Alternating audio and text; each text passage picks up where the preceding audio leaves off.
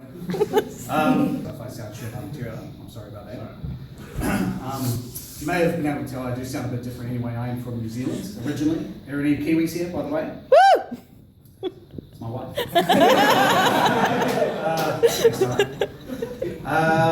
Well, basically, thought I'd tell a little story about when I first came here and my situation. And in New Zealand, we've got a very stereotypical view of Australians. I'm sure you guys probably know what it is. It's you guys are tall, you're loud, you're VB swilling AFL loving voters, frankly. But I've been here for 5 years now, and I've come to know that there's more than that. I mean, you're occasionally racist as well. But before you know it, you get angry at glass someone. Do know that us Kiwis, we have our stereotypes as well. You probably all heard of it, fish and chips, Lord of the Rings, all that sort of jazz with clean green image. Prostitution's legal, that's good. Gay marriage, that's all right. We're also very tender lovers as well. And, I think you find that's probably why our wool is some of the softest in the world. Anyway, when I moved here, I had 3 days to find a place, and I had all best hopes and dreams, but frankly I just went for the cheapest place I could find, which was a boarding house. It was kind of like a share house situation. It was $100 a week. It was run by this very scary elderly Malaysian landlady. She was frightening. She was very frugal. Everything had to be cut rate. Everything had to be really, really cheap. So if you went to the toilet paper would be less than a ply. If you could get less than that, it was transparent, pretty much. You were wiping your ass with a jellyfish. That's how I feel most of the time. But everything was cheap. The lights, they were like these down lights you get in normal houses, but they were swapped out for these LEDs that were half a candle power. So you'd be in the kitchen at night trying to cook up, fry up your spag bowl, and you wouldn't tell if your meat was cooked or not. So again, you just had to go by feel, and if you had to use the transparent toilet paper, then you knew what happened. Winter was terrible.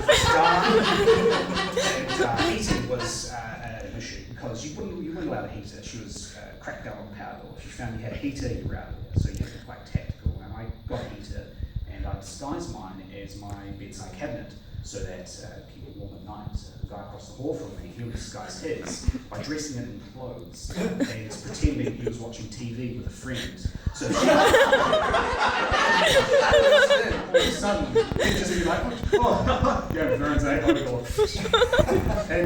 was a bad moment. I thought I made the worst decision of accommodation, really, and I've stepped up my game since. But at the time, I had a job where I had to know a lot of South Australian place names, and so coming from New Zealand, I knew nothing. And I found this quite recently, and this was a little thing that I did at the time to try and help myself remember place names. And so you may have heard of this before. It's where you take something that you don't know quite well, like Australian place names, and you mix it with something you do know quite well. And so in this case, it's erotic fan fiction.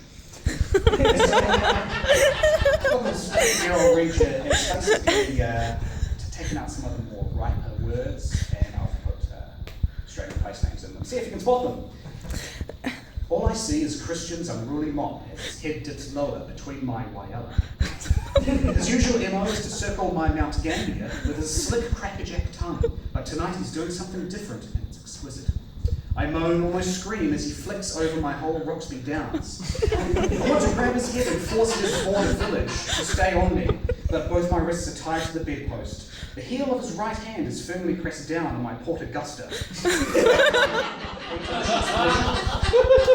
His left thumb is rubbing slow circles on my inner tail and bend. My whole being willing him to move up just an inch and slip his gummer racket inside. I glimpse his rippling Lake Torrens National Park, glistening in his perspiration. In the dim light, he is so freaking hot. He senses my quickening, and 2 fingers glide roughly through my Murray Bridge. The other arm snaps up my body and pinches my Cubipedes. I shudder, groan in ecstasy, thrashing my head about as I detonate my release. So I can list off South Australian place names pretty easy now, but most of the time I get an erection doing it. Thank you very much.